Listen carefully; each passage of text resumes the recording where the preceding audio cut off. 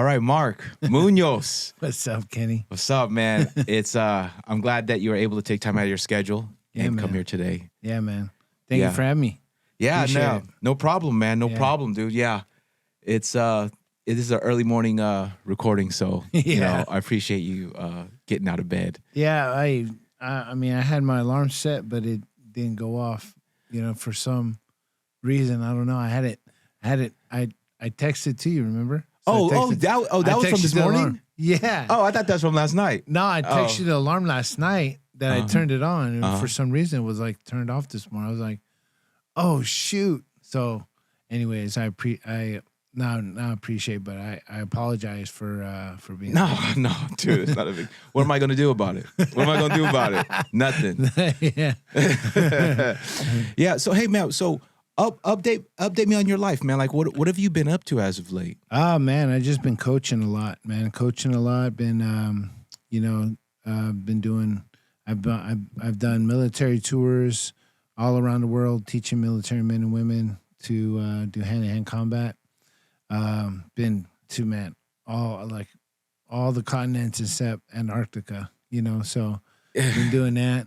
I have my wrestling club, Rain Wrestling Club. I've been coaching there for, man, a long time. I have, man, over 250 kids part of my club. So that, and then I have my wrestling camps, West Coast wrestling camps, that I do every year, and now people are hiring me for clinics, that I'm just doing in seminars. I actually have a seminar coming up in Pittsburgh, Pennsylvania.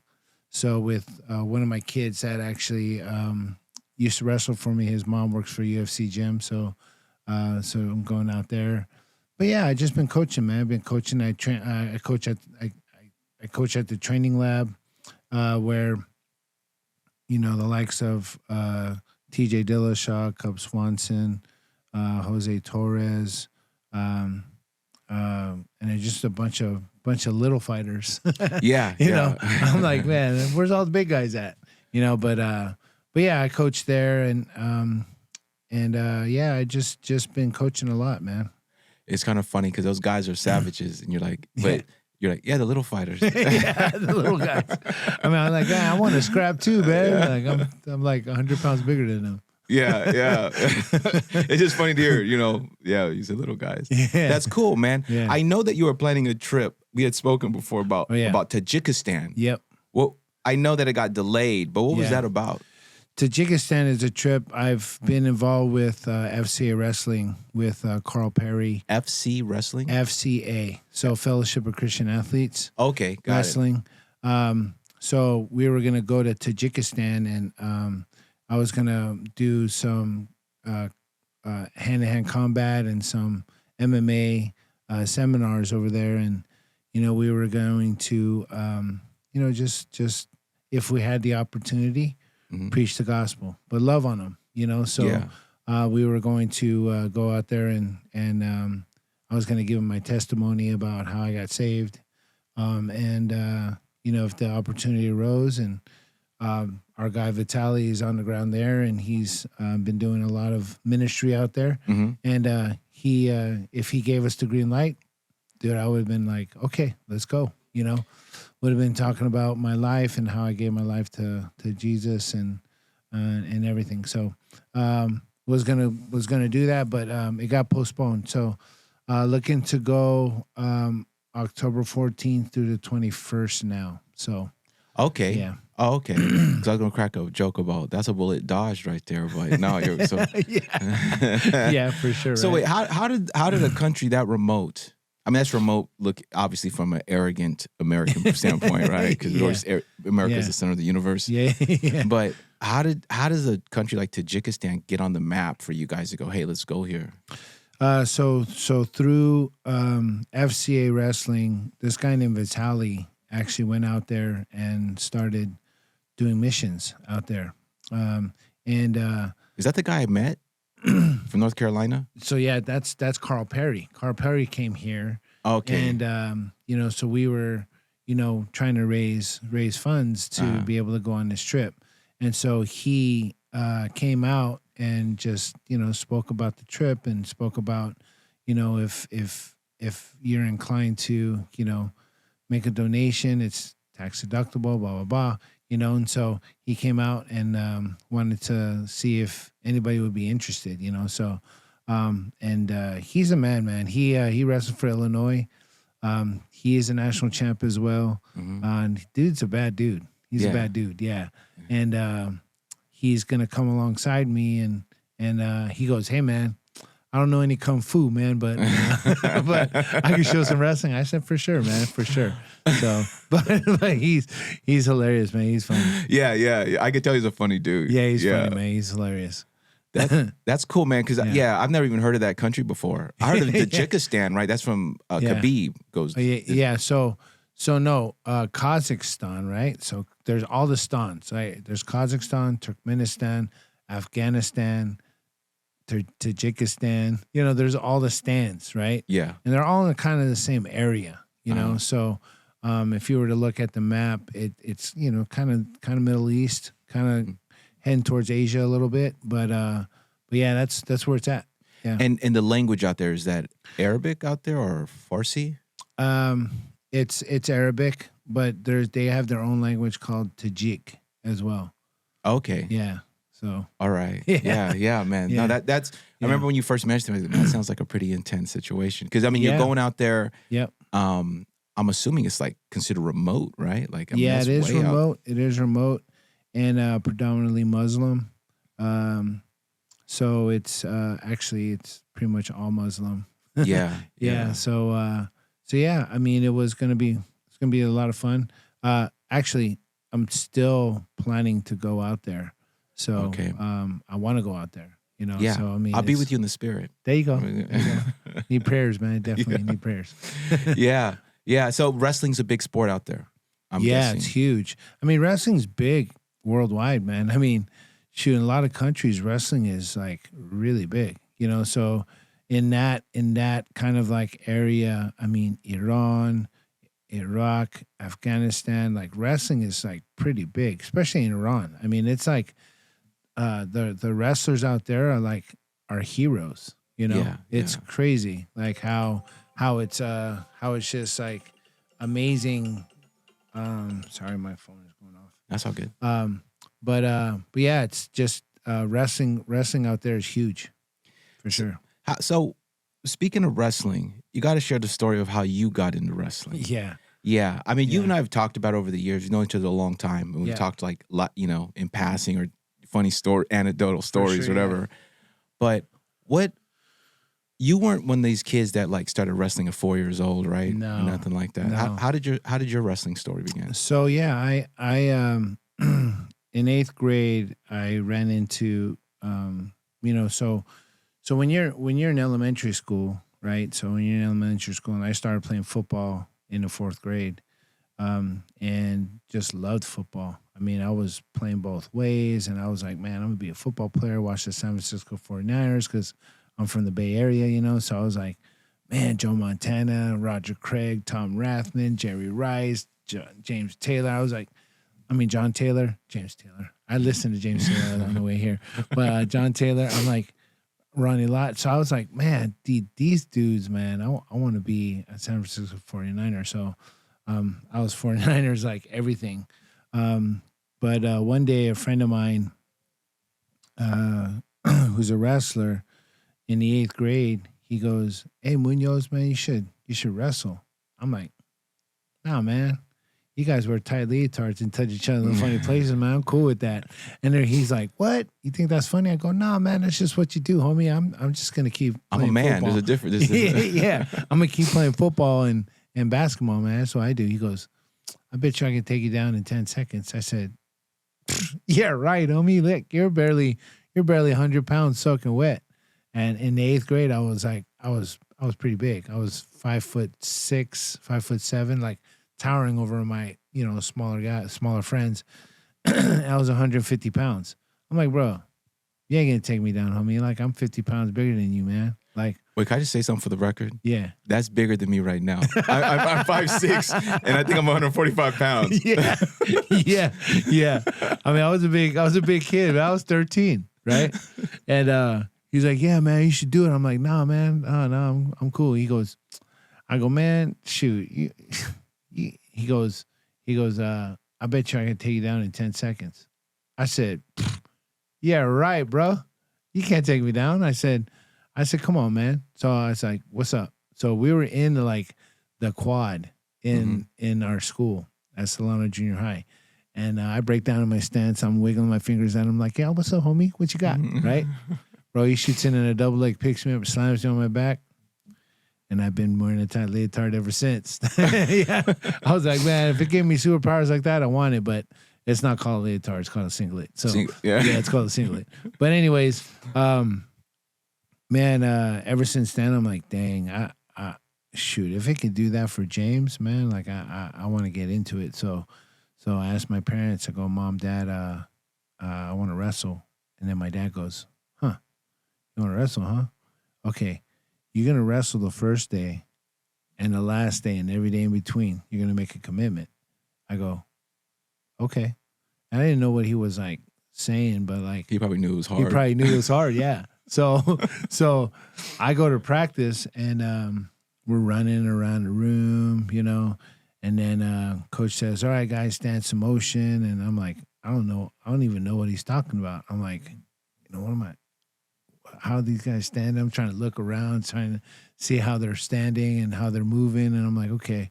And I'm trying to like put my knee on the ground like they do, like shots and stuff. I'm like, oh, man, this is so foreign to me, man. I never moved like this before. And then he goes, all right, guys, get a partner. And he starts showing techniques, you know, like, and he showed a double leg, like what James did to me in the quad. I'm like, oh, yeah, this dude, all right, cool. I can't wait to do this back to James, right? So I'm shooting a double leg, boom, and I'm taking him down. I'm like faking, like tying it up and taking him down. And I'm like, oh, yeah, heck yeah, dude. I can't wait to do this to James, right? And then I think it was like a half hour or so, the coach goes, all right, guys, time to go live. And I'm like, live? I am alive. What does that mean, right?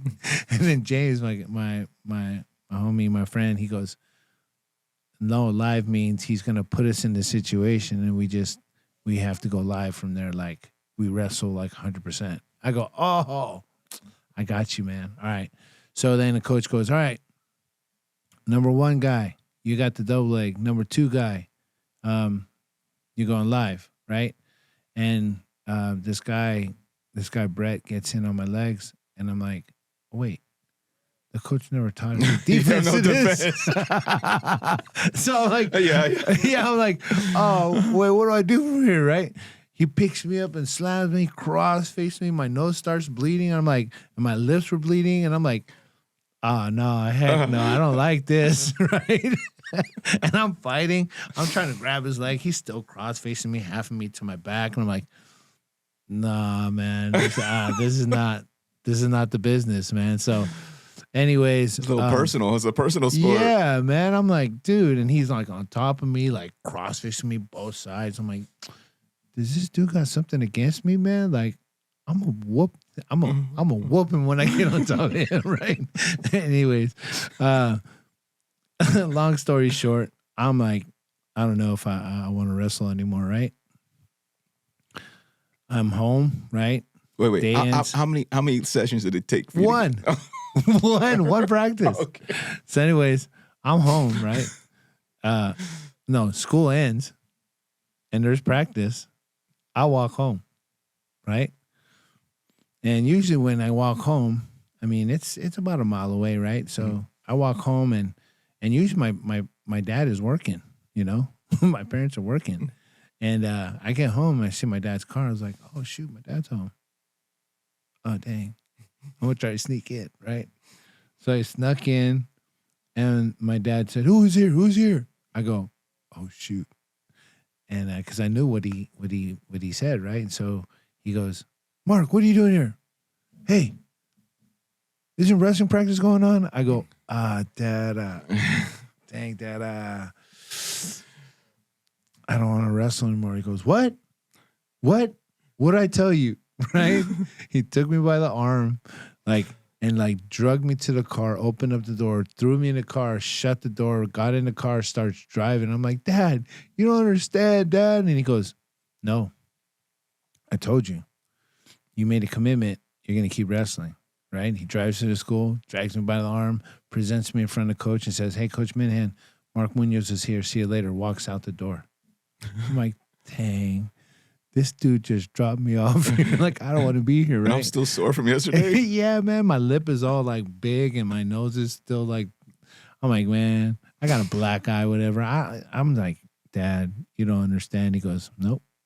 You finish what you start. And Coach Minahan comes up to me. He goes, hey, what's going on, Munoz? I go, Coach, I don't want to wrestle anymore. And he goes, all right, why don't you go with this guy? So he just put me with some guy. And I'm like, all right, whatever. But anyways, I mean, I had to show up. I mean, I had to be there. And so every day it was hard to show up, but I went.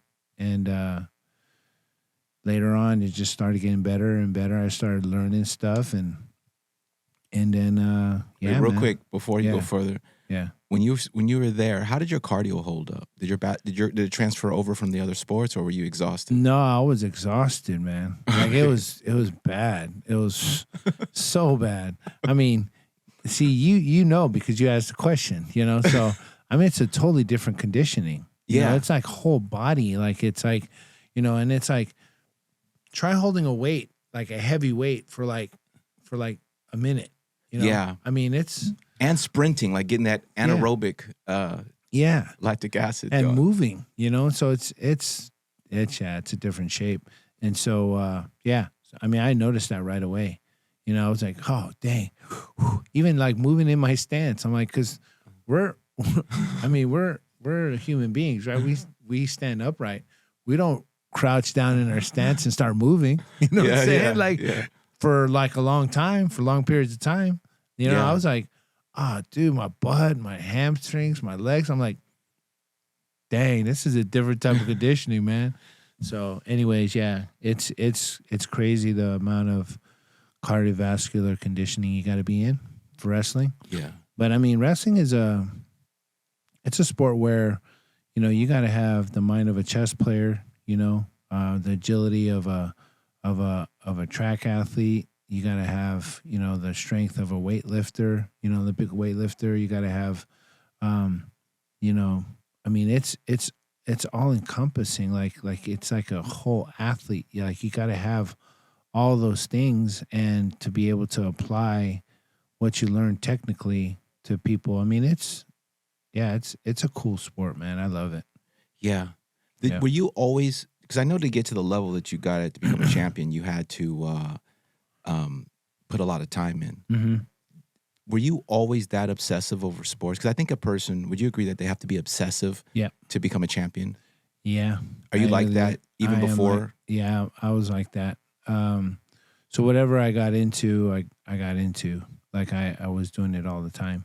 So my sister, here's another thing you probably don't know, but my sister played volleyball, club volleyball, when she was older and she was driving, and my parents worked, and so I had to tag along with her because she was babysitting me, basically. So I tagged along to her volleyball practices, her club volleyball practices, and I'd be watching, and then they were like, hey, Mark, can you want to shag the balls for us? And I would like pick up the balls and put it in the basket, and stuff. And then when they were like practicing, I would like pick up a ball and try to do what everybody else was doing, setting the ball, spiking it, passing it. And then I ended up becoming pretty good, And then my sister, like, she played in this summer league called, it was a church outreach called Campus Crusades volleyball tournament, So it was a volleyball tournament in the summer that Community Bible Church put on, and so she brought me out there, and I was like in 8th grade. So 8th grade was a big year for me. Yeah. So I ended up starting to play volleyball there and end up loving it. And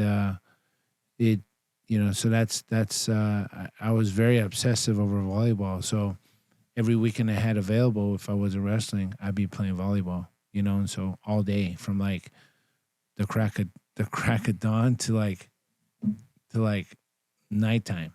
Jeez. And we would have to turn on our car headlights to have light, that kind of thing, And so, so yeah, I played volleyball, and yeah, I got into that. I was very obsessive over that for sure. And now all my kids play volleyball. My son wrestles. So he's doing very well, actually, isn't he? He's doing very well. He's got 2 years left. He's preseason ranked number 3. He was an All-American last year. Had a chance to be in the top 3, but in the semifinals he hurt his knee. So he hurt his knee. He tore his MCL. Okay. So yeah. But yeah, he had to forfeit out of the tournament. But yeah, he's a monster, man. He's good. This last Christmas. He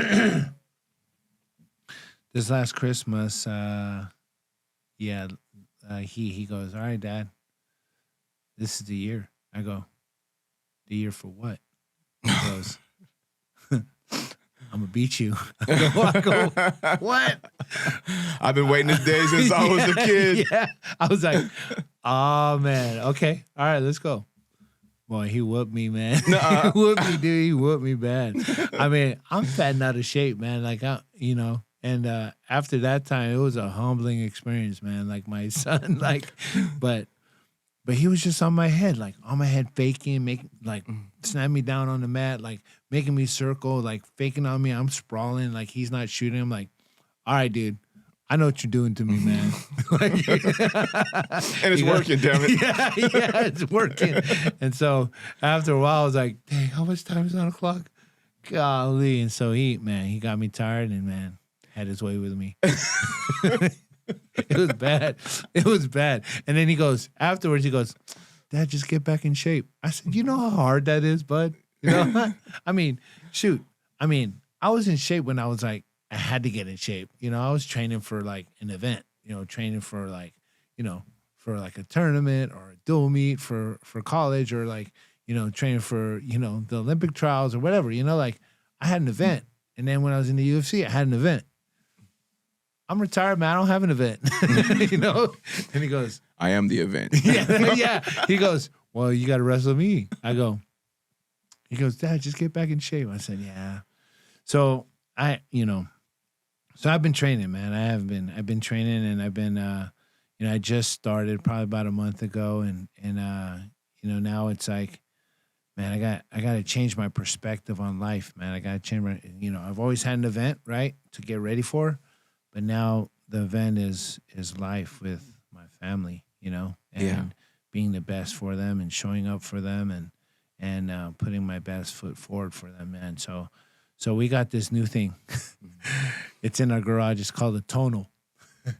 Tonal. That sounds familiar. Yeah. So you put it on the wall, and there's arms that come out, and you put different like attachments to it. You can put a barbell to it. You can put handles. You can put the little tricep extension thing on there. There's a lot of different attachments. There's a bench that comes along with it, but the resistance comes from electromagnetic waves. So like it can tell if you're like struggling with a weight. Mm-hmm. It'll take weight off as you're like, say you're benching, like, and I was benching, and it said I was benching 175 pounds. I'm like, nah, man, this is wrong. But Tonal has their own like way of weights. Mm-hmm. I'm like, this is wrong, bro. I bench more than this, right? Mm-hmm. I don't bench 175. So I'm like, oh, like trying to bench it up, and then it was like taking weight off. I'm like, whoa, this is crazy, So it's a cool thing. I'm messing around with it, and I'm actually sore right now, doing it. But I want to get into jiu-jitsu, man. So I want I want to roll with you, man. Professor Phillips said, hey, man, Yeah, they're waiting for. I know your schedule. I think it's a scheduling conflict, right? So right now, yeah. So here's another thing I'm doing. I opened up this new website called the Wrestling Room, and it has wrestling for wrestling on there. So freestyle and folk style wrestling, has wrestling for jiu-jitsu, and has wrestling for MMA. On wrestling for jiu-jitsu? Mm-hmm. Oh, I didn't know that. Yeah. So it has wrestling for the sports that I was involved in, right? So wrestling for MMA, wrestling for jiu-jitsu, and then wrestling like in high school and college, and in freestyle like Olympic style wrestling. So so it has that, and I'm just sharing my knowledge, and doing courses on there like the first 6 weeks for beginners, and then I'm doing just wrestling in general for MMA, striking the takedowns, wrestling up from a bad position, wrestling on the wall, That wrestling on the wall, that's a whole nother type of sport, man. I didn't realize that until I started going with some of these MMA guys. Yeah. In jiu-jitsu, we'll stop on the wall like, hey, let's do this. Yeah. Nah, man. The party continues. Yeah, you keep going. You keep going. Yeah, you got to know. I mean, it's different. Yeah. I mean, you got a third dimension to you, so. Yeah, and the way and the leaning into you, like how they smash your head up, or, you're like, oh, shoot, man. Like, Yeah, for sure. Did Randy Couture pioneer that? Yeah, Randy Couture was definitely one of the pioneers. I mean, he's definitely a pioneer of the sport in general, so, but he was very good on the cage. Yeah, remember he used to get people there and go, if he gets you against the cage, you're done. Oh, dude, he used to put his head underneath people's chin and just like started hitting them like this, and then hit them in the body. I mean, that's the stuff I still do. Yeah, hey, so man, it works. He actually, funny story. He actually was the one that kind of convinced me that I should probably do MMA. So here's another story, right? So I end up wrestling, right, at Oklahoma State. Coached there for about 3 years. Had a wife, 2 kids, one on the way.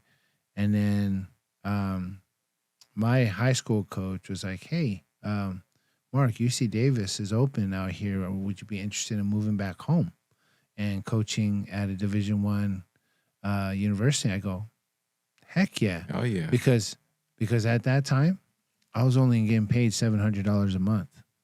And this is in 2003, Wait, 700 from what?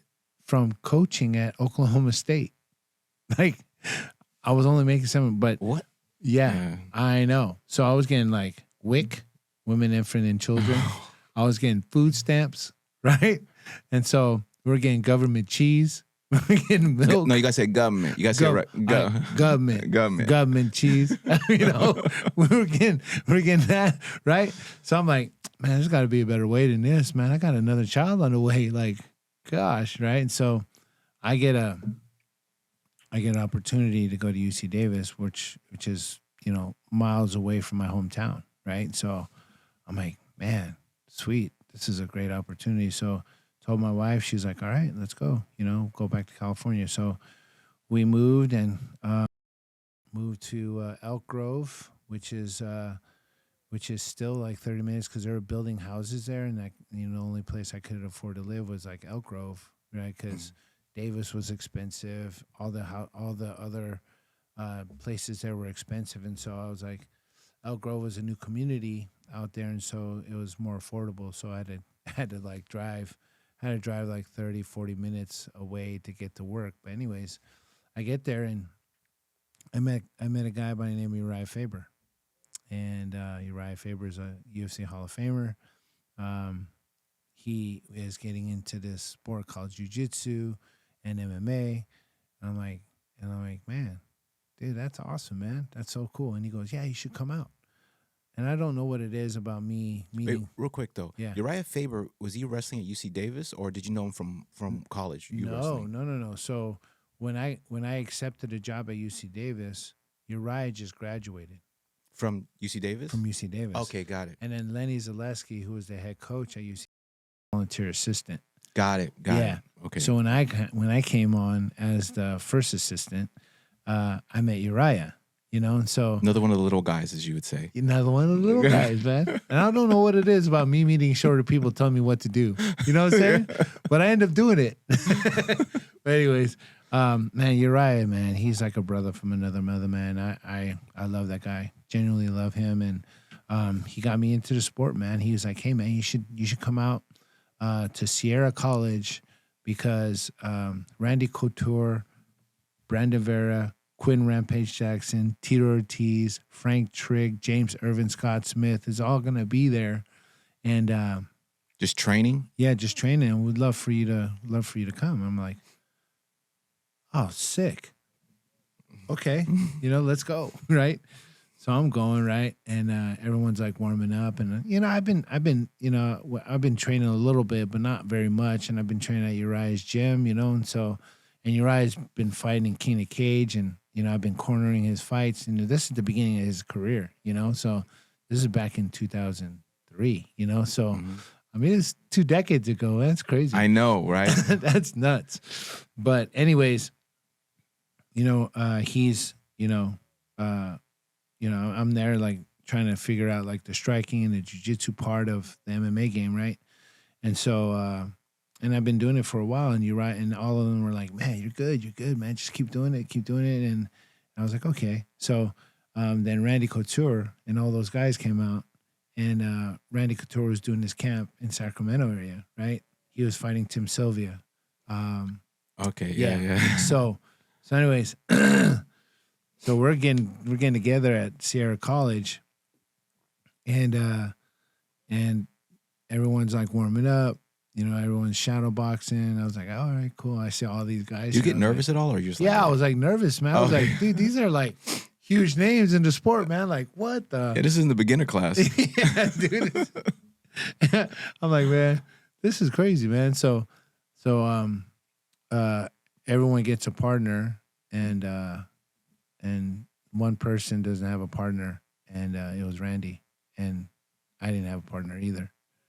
So I was like, oh shoot, okay, I guess it's me and Randy Couture. So I'm like, all right, this is after all the warm up and everything. We're getting ready to spar, right? So I'm getting ready to spar with Randy Couture. I'm looking across. I'm like, and he's jumping up and down the shadow box, and I'm like, dang, I should probably be shadow boxing too, like trying to fake it till I make it, right? Anyways, the clock like sounds off, and I'm like, oh shoot. And I'm like, I'm nervous, man. You talk about nervousness, man. I was like nervous. I was like, dang, this is Randy Couture, man. This is like the reigning and defending world champion, man. Captain America. Yeah, man. Like, what the heck? So Uriah's like, I hear Uriah coaching me on the side, double jab, double leg. And I'm like, double jabbing, I'm missing. Oh, you're MMA training? Yeah. Oh, I thought you're like doing like... We're sparring, bro. We're sparring, man. Oh, I'm thinking you're doing like just drills or something. No, dude. Nah, this is after all the warm-up was done. And this is old school too, where there's not like, you just get in there and fight and put it together. Fighting. Yeah, we're just fighting. So anyways, Uriah's like, double jab, double leg. I'm like, oh, Joe's laughing, like double leg, and I'm like missing, and I'm like, dude, and Randy's like jabbing me, like knocking my head back. I'm like, oh, dang, this is real, right? So 8th grade flashbacks. No, this dude ain't going. Yeah, man. I'm like, oh, boy, I'm getting jumped by one dude, man. What's up? No, but yeah, I mean, I started like, he goes, no, step in. So I was like, I was listening to him, so I step in and jab him, and I was like, snapping Randy's head back. I was like, ooh. Wow. That's crazy, right? And so I just remember sparring with him, and Uriah was like giving me all these like pointers and stuff, and we were like, scrambling, and I ended up doing pretty well with him. And then Randy goes, hey, you should really consider doing mixed martial arts, man. You're a natural. I'm like, wait, you're the natural. I can't be a natural. You're the natural. Anyways, Uriah was like, he slapped me in the chest. He goes, see, I told you, homie. So after that, man, I was like, wow, okay, let's get into it. And then literally I decided to fight, trained, right? Still worked at UC Davis, but trained afterwards. And then after whatever, in the morning I would go and, I would just fit it in my training, right? So from that point on, about 11 months later, I was in the UFC. Yeah, it's crazy. I know, it was fast. It's fast. Wait, but I fought like I fought 3 times. Like when I first started, like it was like when I first decided to fight, it was like 2 months before I got my first fight. Right? It was at the Palace Fighting Championships. I was getting managed by Mike Roberts and Jeff Meyer with MMA Inc.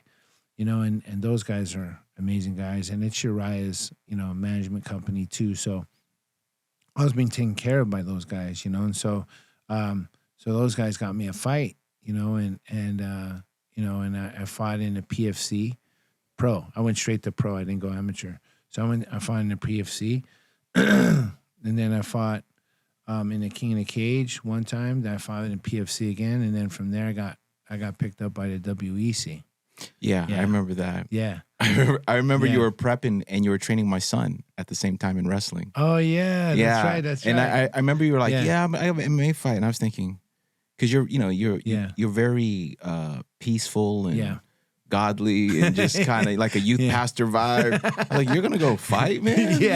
Yeah, man. It's like crazy. Is that tall dude, too? I remember. Yeah, Chuck Grigsby. Yeah. He was like 6'6". Yeah. 6'6", 205. And I was like, and I'm like, dude, and this dude was like 15-3, and I was only 3-0. I was like, dang, this dude got experience, man. Yeah. He's called the Reverend. You know, I was like, man, what the heck? This dude got experience in, man. And one thing too, didn't he have a background as like a striker or something too, a kickboxer? He was a striker. Yeah, he was and you knocked him out, dude. So I'm like, I'm taking this fool down. Like, I ain't gonna risk it, right? Yeah. So he actually uppercutted me, landed, took my head back, and when I got him down to the ground, it was over. So I was just Donkey Konging him from there. So and then you know, from then on I got into the UFC, and the rest is history. What I know you do a lot of seminars like on anti-bullying and things like that. Yeah. What is the catalyst of all that?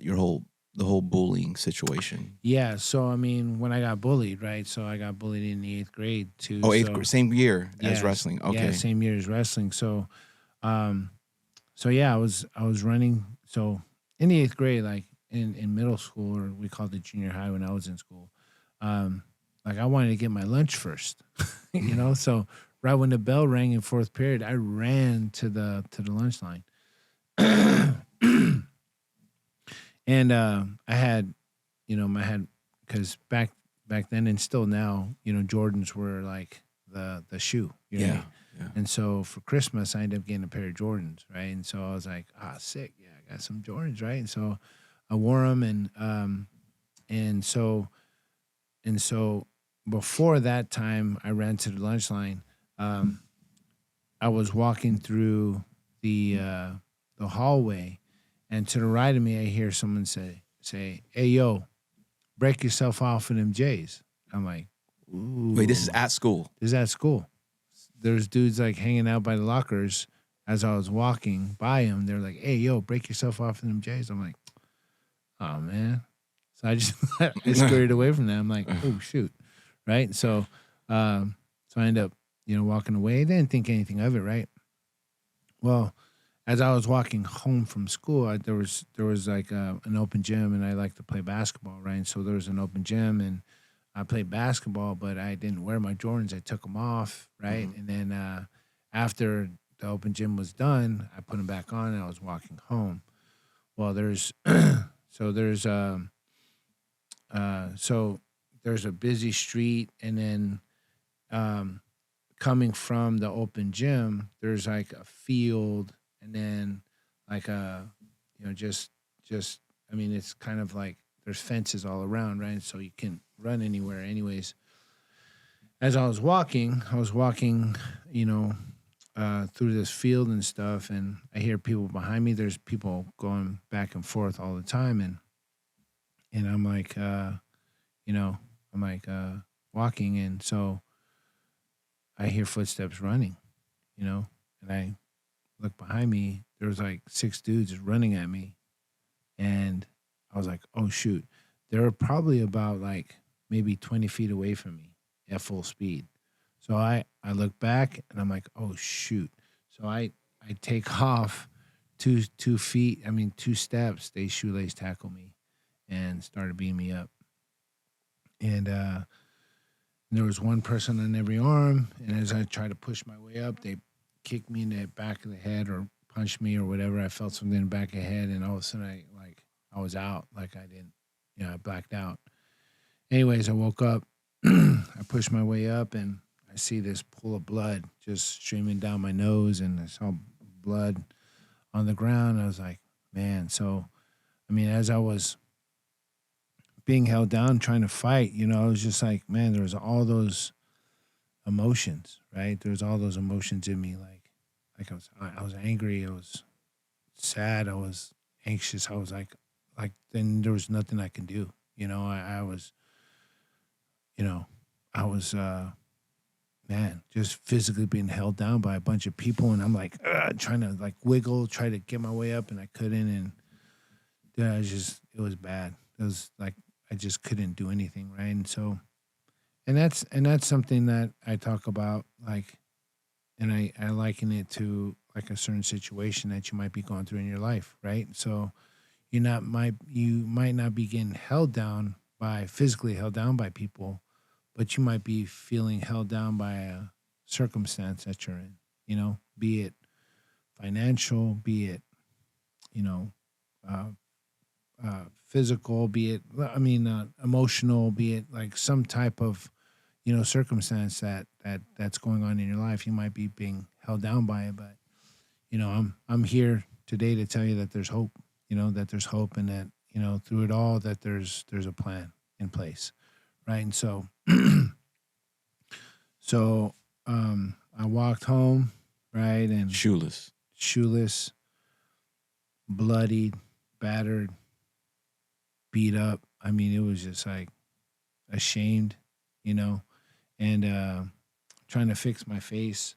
And my parents were like, what'd you do? And so I didn't want to tell them, because I didn't want anybody to know.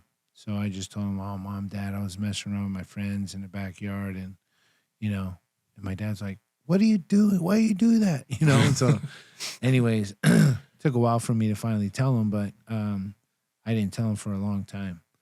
And then I faked being sick for a week. I faked being sick. I didn't want to go to school because I was fearful that I was going to get jumped again, right? But here's an interesting statistic, right? Try to say that 5 times fast. That's tongue twister. So this statistic says over 160,000 students get bullied every day in the United States of America. 160,000. That's a huge number. If you do the math in a year, that's over 5.8 million kids get bullied in a year. You know what I'm saying? Yeah. That's so many. That's a lot. And bullying, and that bullying instant leads to hurting themselves, cutting, leads to like, them hurting themselves, harming themselves, even, man, suicide is involved in it too. And I mean, it's just bad, school shootings, it happens. And, and so I told my story to a guy named Pat Lee that was a part of RAIN that I had when I had RAIN. He was holding a class for at-risk teens. Yeah. And he worked for the Orange County Department of Education. And he came in, and just an awesome guy, Christian guy, just a man of faith. And he had a heart for these kids. And I told him my story, and he told it to the Department of Education. Department of Education got a hold of me and says, I want to hear your story. I told my story. And then they're like, wow, we want you to speak to our youth, And so ever since then, I had an anti-bullying campaign. I still do. That was probably back in, I'd say 2009. Yeah. I had it since then. I still do it now. And so I tell my story, and I tell them story of rising above adversity, there's a plan for your life, and there's things that are going to happen to you, and those events that happen to you build you into the person you are today and in the future. And so you might not know about the good things that might come from this event, but good things are going to come. Yeah. You just got to put your, you got to have the right mindset, have the right people around you. And I'm thankful that during that 8th grade year, it was a big year for me, that I ended up accepting Jesus Christ into my life and getting part of this church called Community Bible Church, and being a part of that volleyball league that my sister brought me to, and I just made the choice, and I'm a man of faith, and ever since then, when I was 13, I've just been walking, with God, and I was a choir boy for. I was in the choir for a long time. I'm Filipino, man. What can I say? I didn't even know you could sing, man. Yeah, man. I played the guitar too, and so, So now it's like, now all my kids sing now, and my kids play instruments and guitar, and and so, ukulele, and so it's cool to kind of see like God's sovereignty in it all. Yeah. It says in Jeremiah 20:11, it says, "For I know the plans that I have for you, declares the Lord, plans to prosper you and not to harm you, to give you a future and a hope," right? It also says in Proverbs 3:5-6, it says, "Trust in the Lord with all your heart. Lean not on your own understanding. In all your ways acknowledge him, and he'll make your path straight," right? So these events happen in your life, but you don't know like what's going to happen of them. But God puts them into your life to shape and mold you into the person He wants you to become, right? And so I truly feel that God has put me in these events to shape me into who I am and to use it for His glory, right? So I wouldn't have gone into wrestling if I didn't get jumped. I wouldn't have an anti-bullying campaign if I didn't get bullied. You know what I'm saying? Yeah. And so these are the things that kind of, that's who I am. People know me as people know me as, the Filipino wrecking machine, Yeah. But I wouldn't have been that if those events didn't happen in my life, right? So, it's like the story of Joseph in the Bible where he told his brothers, "You meant it for bad, but God meant it for good." Yeah. What Satan meant for evil, God meant for good, man. Yeah. Yep. Yeah. Meant for evil. Yeah. Yeah, that's right. So looking back at your career from wrestling through MMA, yep. What was the most challenging thing you had to go through?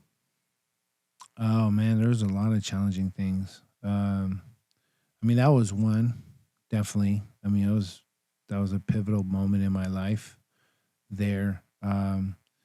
My parents, just my parents were, immigrants from the Philippines, and they worked all the time, and my sister and I were by ourselves at home a lot, and so I didn't have a bad childhood, but it was like we were by ourselves, like yeah, no parenting, no nothing, and and so I'm thankful. Your sister's older, right? She's older than me. Yeah, she's older than me, and I was basically, she was babysitting me the whole time. So thank goodness we had good friends around us. And so we had a good environment. But I lived I lived in Cimarron Hills, which is right next to this neighborhood called the Crest. And the Crest, people rap about the Crest, right? So E40, E40 raps about the Crest, Mac Dre, Mac Mall, they rap about the Crest. Okay, right? Yeah, if they're up on it has to be a rough place. Yeah, so they rap about those about the Crest, College Park, and all those places in Vallejo, that I grew up around, and so I didn't necessarily grow up in a bad neighborhood, but I was right next to, you would say the hood. You know what I'm saying? You were hood adjacent, there's an influence too. Yeah. So yeah, right next to, adjacent for sure. I was there, and I saw people getting jumped all the time. Never thought I'd ever get jumped, and sure enough, I did. So yeah, that's part of my story, man. That's how I got into it. Got into wrestling that way, and got wrestling, I end up, like you said, being obsessive in the sport, and I really wanted to become good, and I didn't know where it was going to take me. I was like, okay, I'm a wrestle. I'm actually pretty good. So let's go, so got into it and end up doing pretty well, man. I mean, in a short, 5-year period, I ended up becoming a two-time state champion in the state of California, ended up winning high school nationals. I took second at Fargo, which I'm still kind of salty about that. I should have won that match. But anyways, and then I made 2 world teams, age group world teams, and take second in the world, And so it's like, how can a guy just starting in the 8th grade become, have all those accolades, And so I truly believe it was one, I mean, it was a God-given ability and talent that God gave me that I wanted to use, So when I got saved, I was like, man, God, how am I going to use this, right? And so God has opened doors, man. He's opened doors for me. He brought me to the UFC. I have an anti-bullying campaign, right? Yeah. None of this would ever happen if I didn't get jumped, right? If I didn't get bullied. So yeah, I'm so grateful. And then I met my wife, right, at Oklahoma State, and we have 4 beautiful children. I have 1 grandchild, 1 on the way. Okay. Yeah, so I'm a Lolo. That's grandfather for those of you that don't know Tagalog. That's Filipino language, but yeah, I'm a Lolo, man. I'm a Lolo. That's crazy. Yeah, but I love it, and I love the life that I'm living, and yeah, and you've had opportunities to travel the world too. Like you've went all over the place, man. Yeah. When you because you experienced bullying, I've experienced bullying. I've worked in high schools where it's not as common now, I think, because the schools are more, involved. I think when you and I were in school, you get bullied, just bullied, man. You got to figure it out or take the bully out, teach them, like you handle it on the streets. Yep. But what would you tell a kid now, like say if someone's listening to this podcast and they're getting bullied, and they don't know what to do, or even not just the kid, but also the parent. Like how do they navigate that stuff? Yeah, I mean, it's there's definitely steps that you can take, and you definitely don't want to be silent about it, because you being silent about it, you're actually participating in the problem. You know what I'm saying? Yeah. So you got to tell somebody, you got to share it with a trusted adult. You got to, go to your teacher or an administrator and let them know that bullying, that you're getting bullied. Now, you got to understand what bullying is, right? So bullying is defined as an action that's a threat or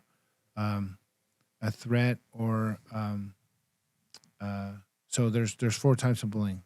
Let me define it like this. There's 4 types. There's verbal bullying. Anything that comes out of your mouth that's a threat or insult to hurt your feelings, right? 2, there's social bullying, which is leaving somebody out of a group activity because you're too cool, or spreading rumors about somebody that isn't necessarily true, or it can be true, but just to taint somebody's reputation, right? 3, there's physical bullying, right? That's what happened to me. That's laying your hands on somebody, inflicting physical harm to them. And then there's 4, which is cyberbullying. That's anything that's on social media. You're bullying people through, Snapchat or Instagram or something, and so there's been incidences where documented incidences where kids got bullied, cyberbullied, and they just harmed themselves, through it, and so they get bullied at school, and then they go home in the safe 4 walls of their home, right? And they get bullied there too. So it's like they can't escape it. So they harm themselves, It's an epidemic for sure. And so we just need to create awareness, right? And so I'm thankful that I'm on here, that I can say, hey, don't be silent. Make sure you go to a trusted adult. Make sure you tell an administrator. They will help you. And bullying is not just a one-time occurrence, right? Yeah. Bullying it's a constant thing that happens to you all the time. So that person, if it's really bullying, they're gonna do it like on a consistent basis. It's not just a one-time thing. It's right? like torture. Yeah. So it's like torture for a long time. So somebody can just be mean, but that's not necessarily bullying, right? Yeah. You're going to have to deal with mean people sometimes, right? But bullying is a ongoing, constant thing that happens when you interact with somebody, right? So. Yeah. And one thing I want to point out is that,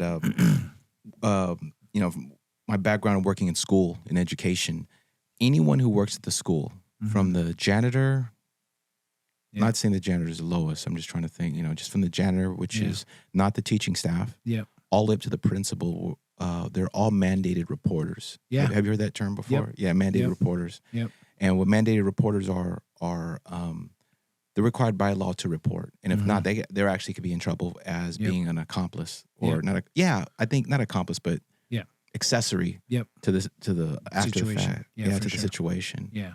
Yeah, it's crazy because kids are scared to report bullying because they feel that nothing's going to happen if they report it. So if something gets reported and the kid gets notified like, hey, you're bullying this other student. Yeah. That's all. What's sad, some schools do that. And then the kid's like, great, now it just ramped up more. Yeah. And it's different bullying than you and I. Because you and I could hide. Well, it's different.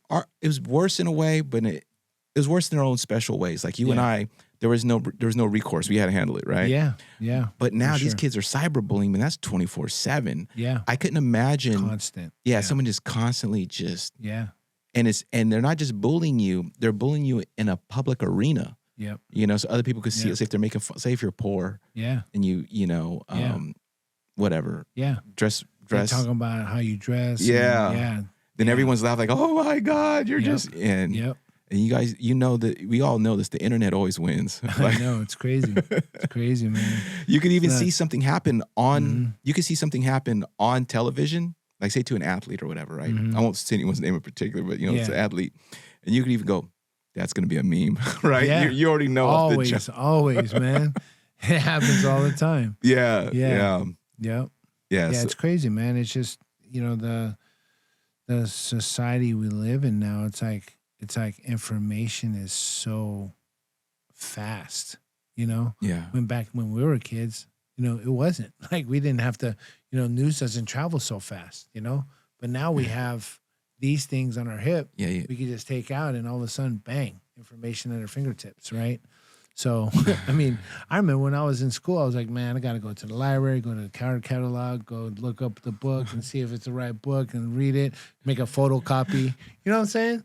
Like that takes hours. Now it's like, oh, I can just go on my phone, look it up, copy, paste it, bang. You ain't got to look it up. You can just talk it in a Siri. Yeah, for sure. So it's crazy, man. Crazy how times and the science. Like, what if someone told you, hey, don't eat Pop Rocks and Coke? Yeah. There's no way to go to the library to check that. So you just don't. You're like, hey, I ain't risking it, dog. I ain't risking it. Yeah, for sure. For sure. And now it's like, oh, you can just look it up. Yeah. Oh, it's not even true. This dude, man, what's wrong with him? But it made sense at the time, right? You're like, oh, man. I know. Yeah, because they both bubbly. Yeah. And so you just did experiments, right? Yeah, it's crazy. Yeah, it's crazy. Yeah. And one thing too about our era as opposed to back then, people can't get away with lies like they used to. No, because someone's like, yeah, man, I served in the military, I was special ops. I did like they look you up. Look you they up. Google you. For sure. Yeah, back then, like, hey, did you know Mark? Mark was a paratrooper, but he's in 8th grade. No, dude, but he was special ops. Oh man, that's funny, man. Yeah, that's hilarious. So what? You became a Christian when at 13? Yeah, 13. Yeah. What got you into church? So yeah, it's like my sister took care of me, right? So so she played volleyball, right? And so I was tagging along with her, right? And then she got into that volleyball league. And in between volleyball games, they had a mini message, at those volleyball games. And yeah, I was convicted, man. Like one time, a guy goes, "Hey, if you were to die tonight, are you 100% sure you're going to heaven?"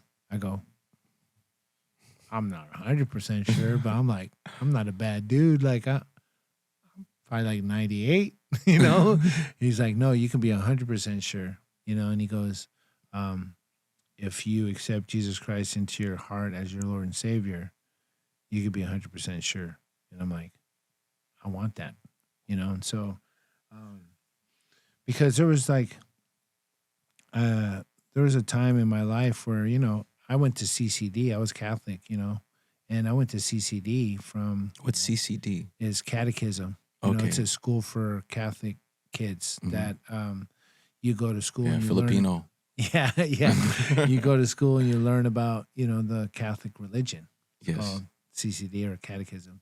I don't even know the acronym CCD, but anyways.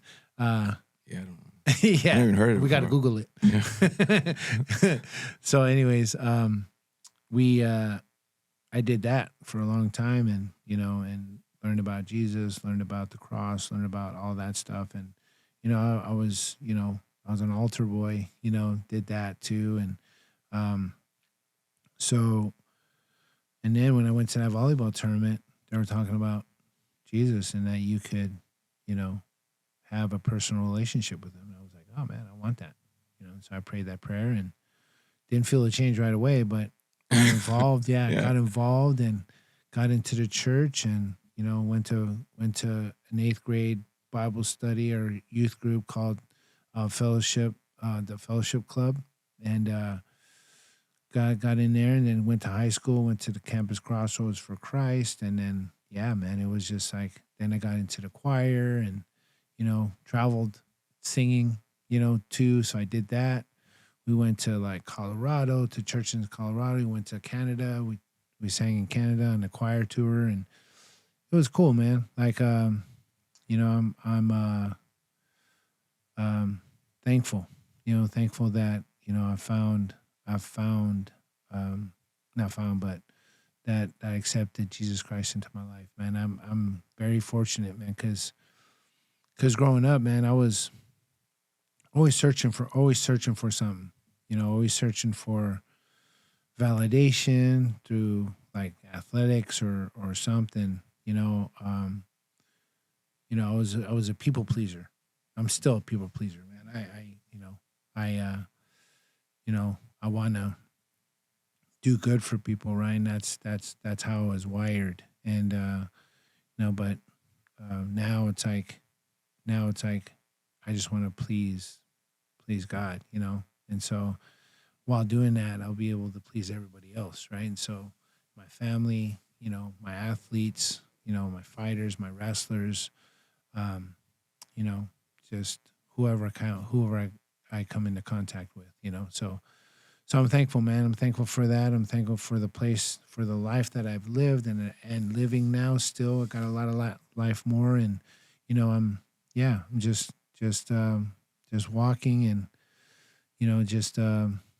praising God the whole time, man. And I'm thankful for the adversities and the trials and the struggles I went through. Yeah. You're actually one of the there's in our country, Christianity's, I think it still might be the most popular religion. I'm not sure because I know it's starting to change. Some people are starting to go to agnostic, which is they don't know or they don't understand. They're not sure. But you're like one of the most consistent Christian guys I've ever met. You know what I'm saying? Like, like I wasn't raised religious at all, or like I didn't even wait. As a kid, I was thinking, I think one time I got invited to a vacation Bible school when I was in elementary school. All churches have that, right? I think. Yeah, I got invited and I only went like twice because they were getting up too early. Yeah. In summertime, I was like, no, you guys are tripping, man. Summertime, dude. Yep.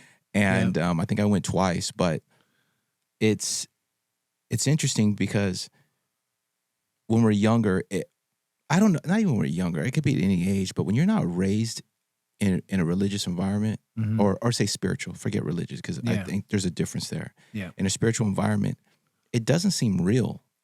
You know, it's when Yeah. people's like, Yeah. when people say, like, when people approach you, I remember like the famous Jehovah's Witnesses, they come to the door and they Yeah. kind of hit you with the, you know, Yeah. hey, friend, you know, Yeah, I know, right? you know, you Yeah. ever accept Jesus and you're like, Yeah. what? Like, Yeah. it's very, you know, here's the crazy part about it. You know, I did my grammar school. My dad was in the military, so I was in Italy. Yeah. There were no Jehovah's Witnesses hitting up the doors there. No, So no, yeah. we're real. Oh, do you know what? I went to the Vatican once. I forgot that. I went with my mom, Wow. Pope John Paul. Yeah. We went out there, and true story. We went out to the Vatican, and I'll finish up this other thing about spirituality. I just got to tell you this one. Yeah. We went to the Vatican, and the Pope like blessed, quote unquote blessed. I don't get me started. Like, The crowd, but then Yeah. also this fountain, and they started filling up these Virgin Mary plastic bottles with the little cap on the top of the head. Yeah. So you got holy water blessed Holy by water, the Pope. yeah. And I remember I drank it, dude. My mom got so mad at me because my mom was like, I was like, what? She said, it's holy water. It's this. I was like, Let me drink that. yeah. Let me get a swig. Didn't work. I downed the whole thing, man. I was like, go. She's like, yeah, that's when, you know. That's hilarious. It didn't work, man. That's Didn't work. Man. That's hilarious. Wouldn't you try it? Like, this is supernatural water? Heck yeah. Yeah. Heck yeah. I was I'm like, thinking man, I'm going to down that thing. I'll be supernatural Forget too. sprinkling. I'm drinking it. Yeah. Yeah. That's awesome. But not growing up spiritual, besides that incident, Yeah. and Yeah. if someone's approaching about it, it didn't, because I don't talk about my faith a lot. Yeah, you know, for sure. I mean, I do. Yeah. Here's the thing. I don't talk about my faith a lot because, I don't know. It's from my own personal experiences. Because if I broadcast it too much, it turns people away. You know, some people just aren't ready to hear it. But the people that are, God will bring them in. Yeah.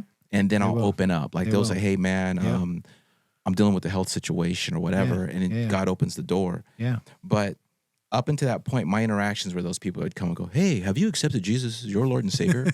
And like, Yeah. someone who's never raised that way, and you hear that, Chases you away. it doesn't even just chase you away. It doesn't make sense logically. Yeah. Like you're like, Yeah. "Did you know He died for you?" And you're like, Yeah. you know what I'm Yeah. saying? Like there's military guys that die for our country all the time, brother. Yeah, Like for sure. and they don't understand Yeah. the significance and the spiritual significance and so Yeah. forth.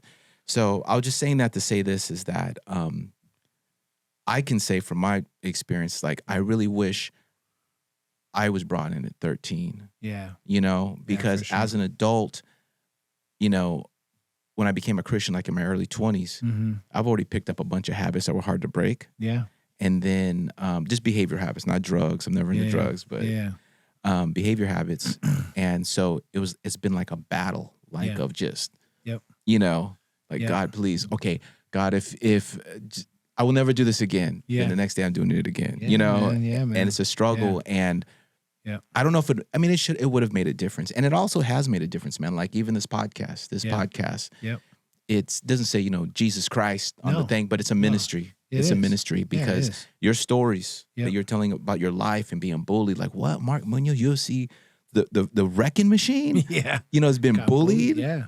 And I just want to say, because people probably can't see on the camera, you're not like me. I'm petite. You know what I'm saying?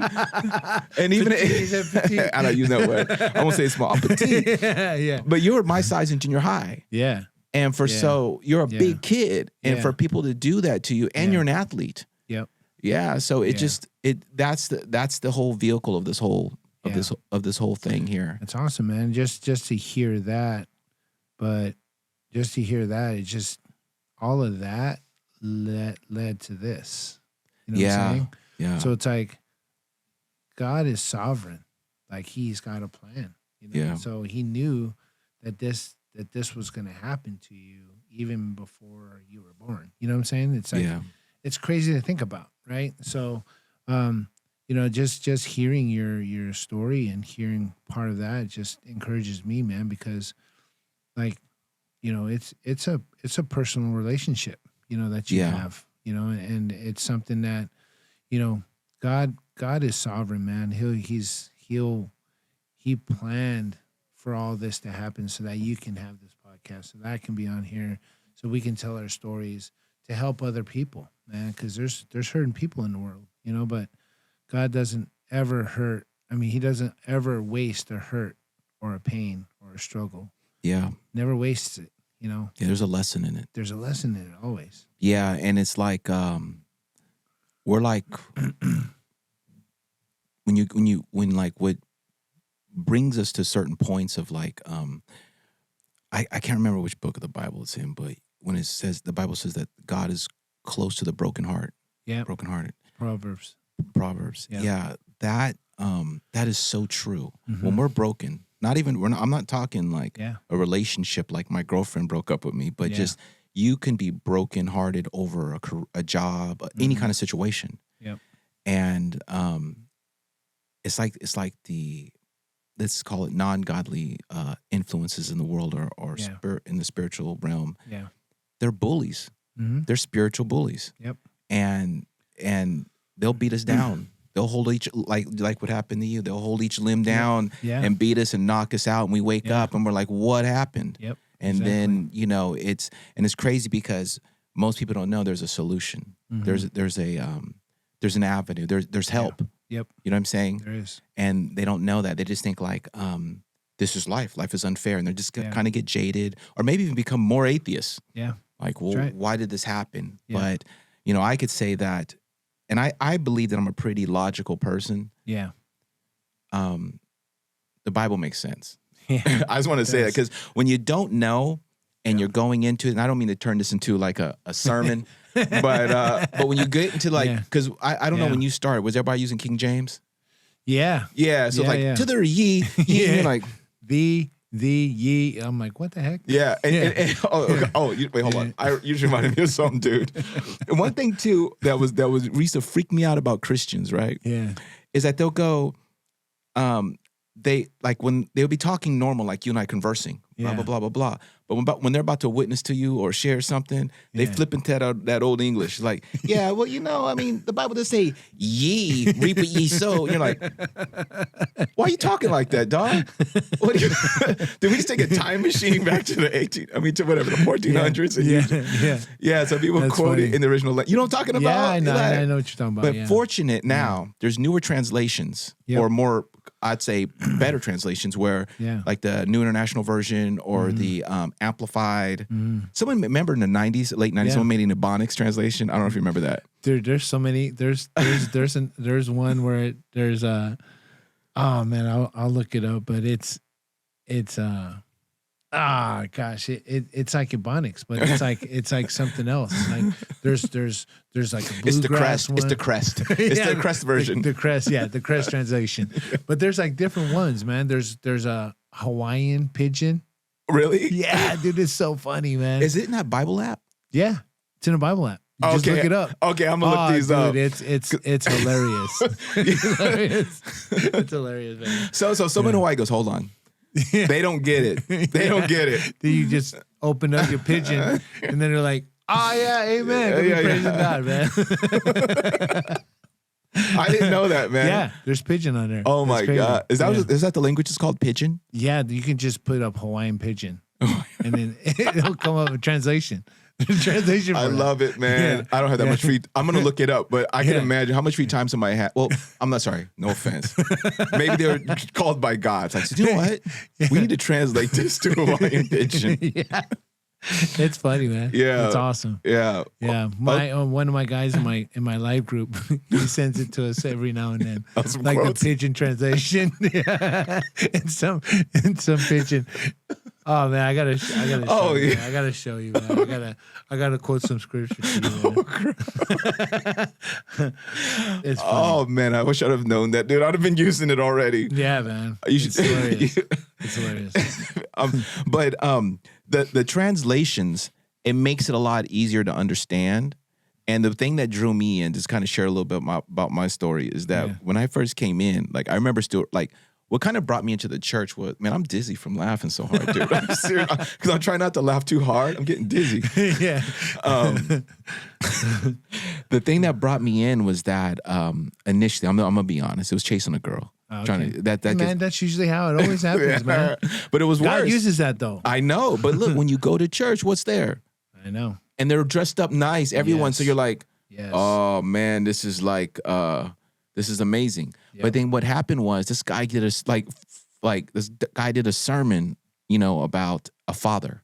About how you have a heavenly father and you feel like you don't have a father. Yep. And I always feel like, dude, it spoke to my soul because I grew up without a father. Yep. So I was like, and it's like, I have a father in heaven. Yeah. So that drew my attention. Yeah. Then immediately there was an evangelist that came out, dude. And he's from an organization called Amazing Facts.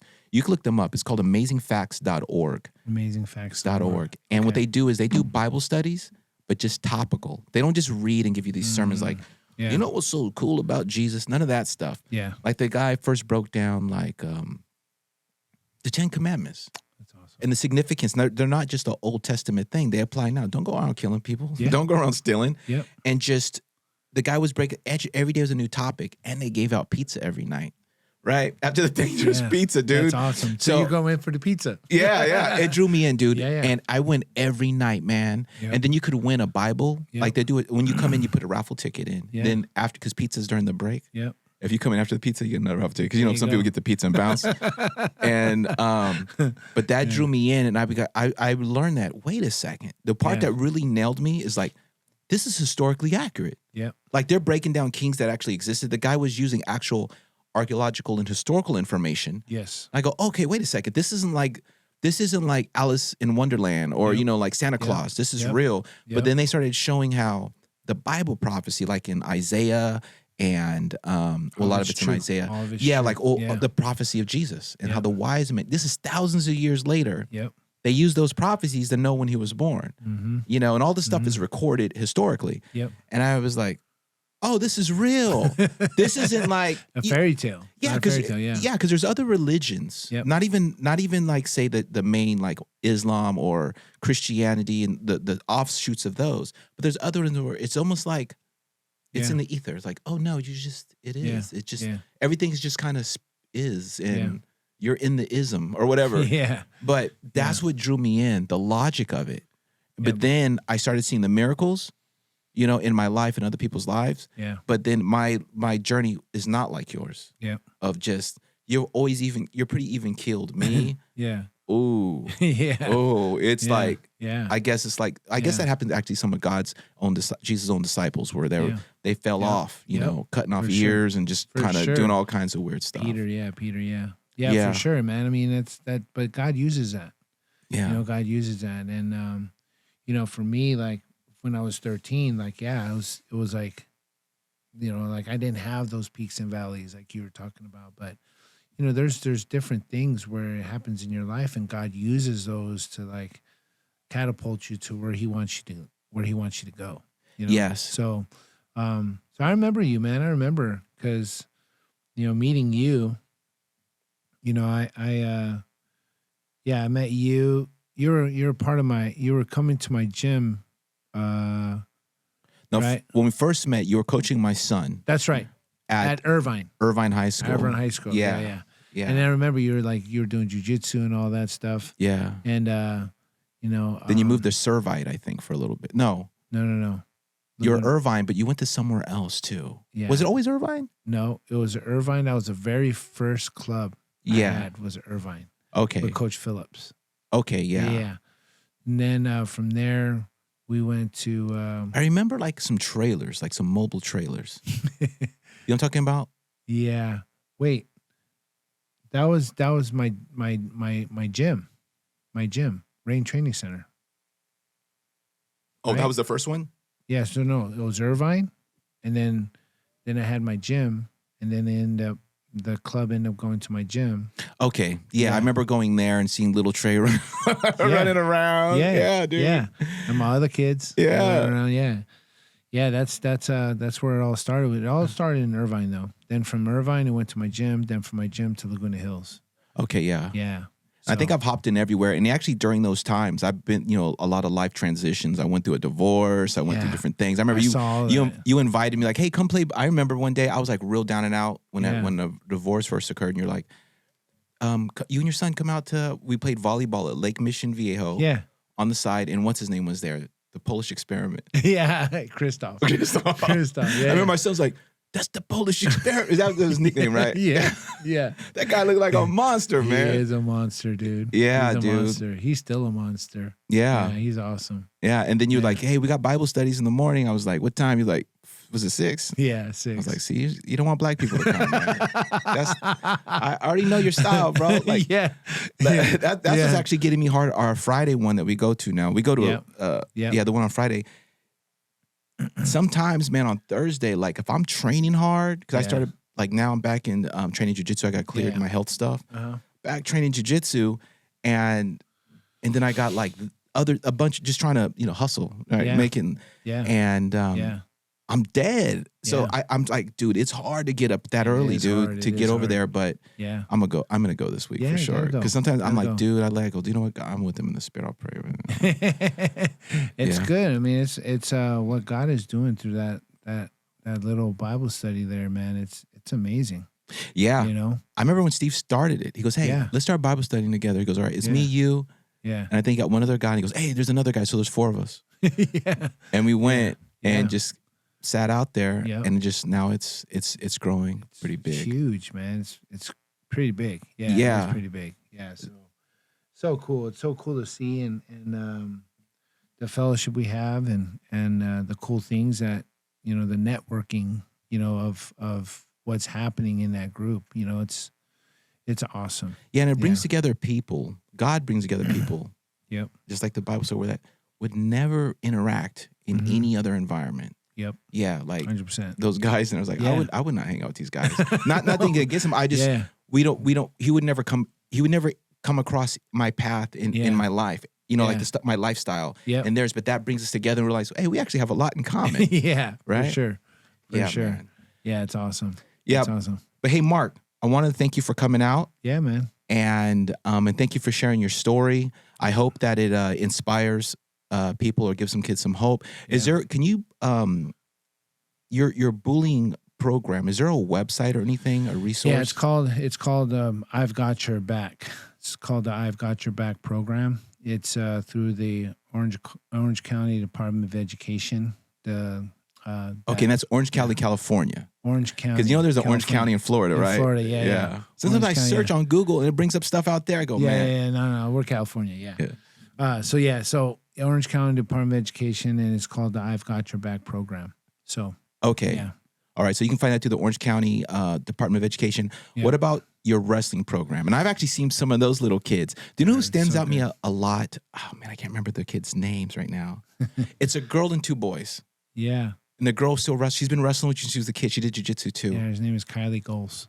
Yes. Yeah. She's killing it, dude. She's killing it. Yeah, man. She's so good. Yeah. Yeah. Yeah, dude. She's so good. The whole that whole little family, they're like day one kind of family with you, right? Yeah. They're day one, Rain wrestlers, Rain family. Yeah. There's been a lot of kids that have done really good through Rain. So yeah, we've been in the community for a long time, man. So I mean, since 2009. Yeah, it's crazy. Yeah, we're getting old.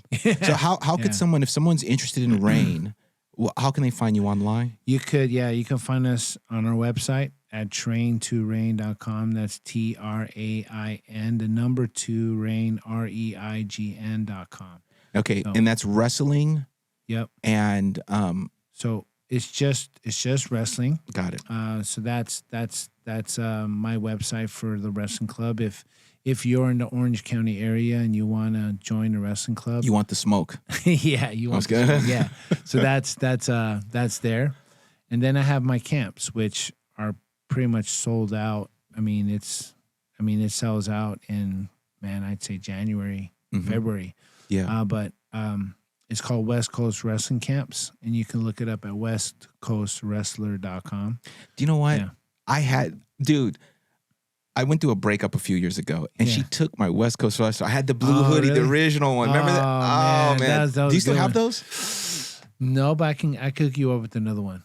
Okay. I'm sorry. Yeah, but that one, man, I had the original. I actually used to wear that to the jiu-jitsu school. I was like, what? Yeah. What? Say something. Yeah. Yeah, it's a good one. Yeah, it's a good one. I can give you mine, but it's an XL. It'll be a Snuggie. Yeah. What is those things called?